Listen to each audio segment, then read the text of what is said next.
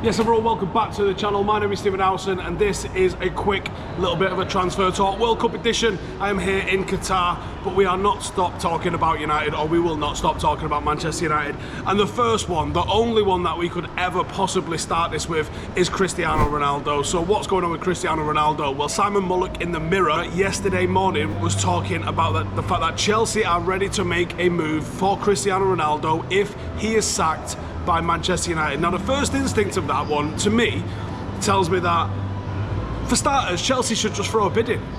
Now I understand from the business perspective why they probably wouldn't want to do that, but I also think that they probably should do that. That's the way things are done, and if he's not sacked by Manchester United, are you saying that you don't want him, or are you just trying to take advantage of the financial situation which is going to present itself? Now I think Chelsea are one of the one or two clubs in world football that might be able to attract Cristiano Ronaldo, that might be able to bring him to the club, and that might be able to pay the salary that he's going to be looking for and fulfill a couple of the other factors as well. Do I think he would be a success at Chelsea? Not based on the form that I've seen from him at Manchester United, I absolutely do not. Now the World Cup might change that, he might look like a different player, and if I'm being completely honest, somebody needs to have a word with Cristiano Ronaldo and say, this is your biggest opportunity, mate, because if you're trying to shop window yourself off this interview and the performance that you've had this season, good luck, because you're gonna need it. I don't know who would be interested, except for lunatics like Todd Bowley. So I think that that's the sort of moves that he's going for. Now that comes after Paul Hurst in the Times has also reported that Cristiano Ronaldo is no longer welcome at Carrington, which is a massive statement to me. Think about the way some of the old legends have been treated at Manchester United and how they're welcomed into the club all the time, allowed to go and watch training, encouraged to always have that sort of relationship. This isn't good for Cristiano Ronaldo's legacy in any way, shape or form whatsoever. And ESPN have also come out and said that they think that United are hoping to conclude their action against Cristiano Ronaldo as swiftly as possible. Now the latest news on what's going on, there were some reports that have come out over the weekend that Manchester United are looking into a material breach of contract which would allow Manchester United to cancel Cristiano Ronaldo's contract because he is in breach of one of the clauses within the contract. That's not quite the same as sacking him over a misconduct thing where he might still be entitled to some sort of compensation or any sort of the other possible permutations for how this could all fall out. Trying to find a material breach of contract means that the contract is null and void, and therefore he just gets to walk away and it doesn't cost United anything to sack him, which is probably what's going to stick in United's stomach a little bit, that we need to get rid of this guy because he's clearly no good to us, but we don't want to pay the money to actually bring that about. Now it seems to me like Cristiano Ronaldo has burned all of his bridges. This is a proper scorched earth thing. It was a full-on attempt at becoming Roy Keane. He was at the club when that happened with Roy Keane. I think he's probably stepped over the line a bigger way than what Roy Keane did. What did Roy Keane do? Roy Keane spoke about players that had underperformed, and as Roy Keane will tell you himself, he said worse to the players' faces than what went out, or nearly went out, on MUTV. I think what Cristiano Ronaldo has done, undermined the manager, slagged off the ownership, which I don't think any of the fan base really gives a toss about, and actually a lot of the fan base really gets behind. But that might be enough in his eyes to make the club act against him, and he's probably right. Now after the World Cup, it does seem like United probably will terminate his contract, if not before. I think that United might do it either the day before or the day of his game for Portugal, which I think is a little bit later on this week. He will definitely get picked up by a club. There will be clubs queuing up to take him, I think, especially that he'll be on a free transfer and they can offer substantial wages to him. Would that damage his legacy with Manchester United even further if he chose to go to Chelsea? Maybe. I personally don't really know how I feel about it at the moment because it's hypothetical, but I think it might do. I still don't necessarily think it would work for him if he went to Chelsea, but I do think that he will find someone that will take him on just because of the sheer press coverage that you will get on the back of signing him. The next one that we're going to be talking about then is Memphis Depay. So obviously with Ronaldo leaving, Tony Martial being constantly injured and question marks over his long-term fitness, Manchester United do need another forward.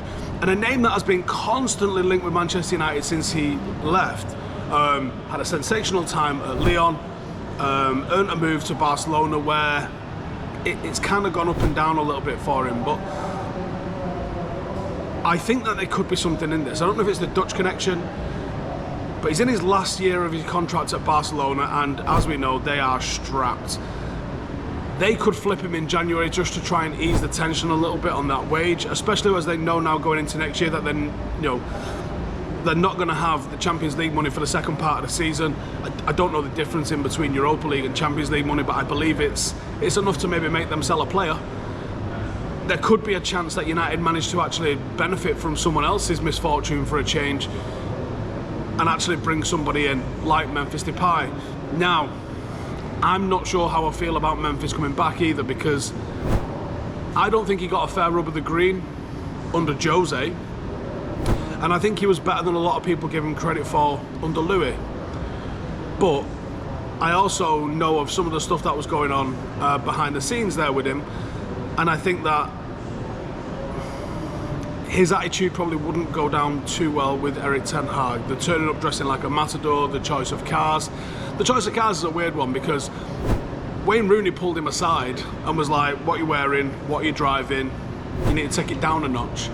But I don't understand why.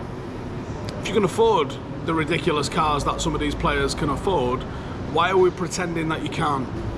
I don't really understand that. Why is it not alright to turn up for work in a flash car if you can afford one? I don't really get that. But anyway, another worry with Memphis is his fitness. His numbers at Barcelona have been pretty average. Since joining 2 seasons ago, he's got 13 goals and 2 assists in La Liga. That's in 30 games. You could spin it a little bit more positively and say there's been a goal involvement every 164 minutes, which is pretty good considering he's like in and out of the starting 11 very often. But Manchester United really need a first choice number 9 that will lead the line for us and hopefully push us over the line in the top 4 race and maybe even deliver a trophy, with the very real prospect of coming up against Barcelona or potentially somebody else equally as worrying in Europa League. This is the problem. United need to have someone like Memphis Depay might as well be Anthony Martial in terms of the fitness record and in terms of the reliability. For me, you wouldn't necessarily be swapping one for another, but you would be sort of having 2 peas in a pod. And I don't know if United needs someone that's a little bit more reliable and maybe has got a little bit of a higher ceiling, and maybe someone that we've not already seen. I don't know if I want to say fail, but you can't say he was a success at United, can you? So if you're not a success, what are you? So someone that's failed at United, maybe they do better on their second go, but I actually think United should be setting the bar a little bit higher and going for someone that actually could drag the team up rather than just sort of fill in the gaps. What do you reckon on that? Do you agree? You see what I'm getting at with that? Anyway, let me know in the comments, would you take Memphis Depay? Is that the kind of player that we need to replace Cristiano Ronaldo with? It doesn't feel like it, does it? It feels like United need to push the boat out a little bit more than that. But anyway, keep it locked. Loads more content coming out from the World Cup, including England tonight. So make sure to tune in for all that sort of stuff, and I'll see you in the next one. Laters. Hey, thank you for watching the video. If you are new around these parts, then don't forget to subscribe. My channel is proudly supported by my community on Patreon. If you'd like to get a little bit of extra content, a Discord group, meetups, 5-a-side games, weekly podcasts, behind the scenes, and even an occasional bit of transfer news as and when I get it, then for the price of a pint, you can show your appreciation for the content that we make and get some goodies for doing so as well. Check the link in the description or click the button right here. You'll also find all of my socials here too if you want to follow me on any of those platforms. Nice one.